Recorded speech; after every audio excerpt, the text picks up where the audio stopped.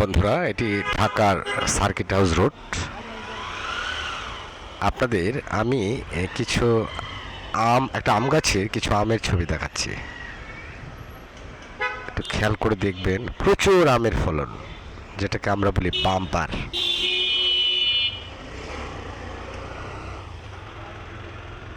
আমাদের এলাকার গ্রামের যে আম গাছগুলো, সেই গাছগুলোতে এত আম আসে না, জানি না কী কারণে আসে না।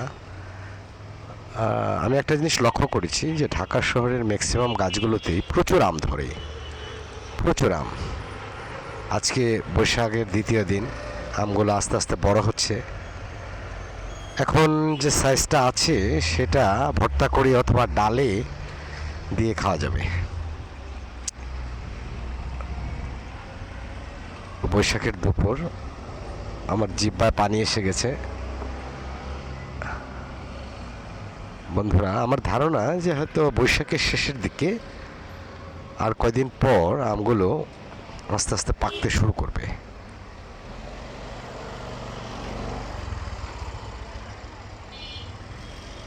অনেক সুস্বাদু ফল, পুষ্টিগুণ সমৃদ্ধ একটা ফল আম।